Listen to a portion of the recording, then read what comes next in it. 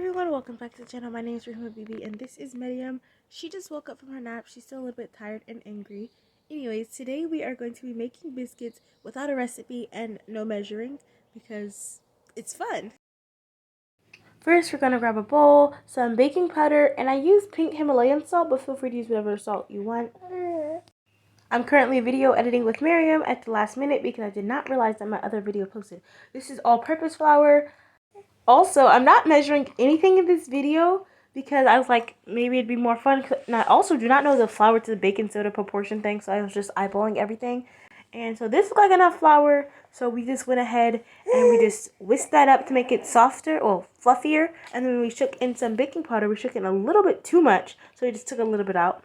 One thing I have learned that if you like make your flour fluffier, it lowers the chance of like over mixing. And like when you over mix, it like makes the stuff not fluffy. I added in some salt, and then I'm going to go into a little container and I'm going to put oil and flour. I'm just going to mix it as a substitute for butter because I think all of our butter was like rock solid and stuff, and I didn't really want to freeze the flour with the butter. So I just mixed in the oil and the flour until it turns to like little clumps, which you can see I made some the day before.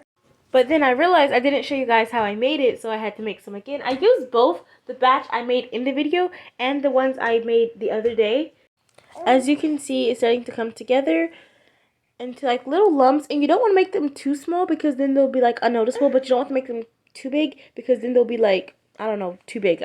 When you smush them, they're going to feel a little bit gritty, but they're also going to be like rather smooth. So really?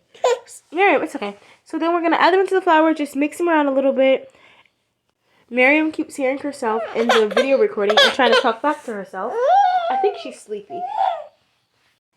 Next, we're just going to clean up a little bit, and then we're going to go ahead and add some milk. I use 1% milk. Feel free to use any type of milk you have or want to use. You can use water too, but I think milk makes it more flavorful. Just kind of mixing it around with the spoon because I'm not really ready to get my hands dirty. And then I realized that it was like a patch of flour underneath, so I just like dumped it on the counter and continued mixing, and then I accidentally poured in too much milk. We're not going to talk about that, but that's okay because it all worked out. Anyways, I'm trying my best to get it all together, kind of. It wasn't really working, but that's okay. Also, if you ever add too much milk like I'm about to do, you're going to want to mix some flour, baking soda, salt in a little area, and then you're going to add it to the over milked area, I guess. I don't know what to call it. Anyways, you're just going to kind of like gently, not too much, mix it together because you don't want it to be smooth. You want it to have like lumps and be flaking off in areas, and these squirrels are fighting. You want it to like stick together just enough for you to pick it up, but like not to the point where you can hold it easily. Like you kind of want it to fall apart in your hands a little bit. Now these biscuits weren't perfect because I let them sit in the refrigerator for some time, and then they got a little bit like crusty on one side. So then like I just like knead that out, and I thought that'd be fine, but then they baked weird. Anyways, I'm putting it on some saran wrap, and I'm just like rolling it out so I can just cut it. And you see, this is how it's supposed to look. It's supposed to be like flaky like this. Anyways, I'd say for my first time making, well, it's not really my first time because I've assisted making biscuits and things like that, but for like my first time using no ingredients, no recipe, and Miriam is stuck.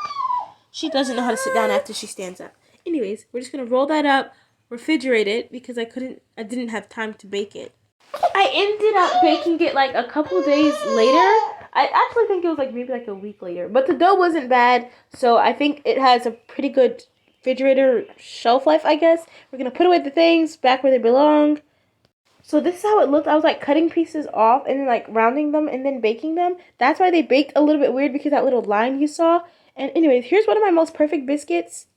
I did do an egg wash. I hope you guys enjoyed. See you next week. Bye. You want to say bye? She's falling asleep.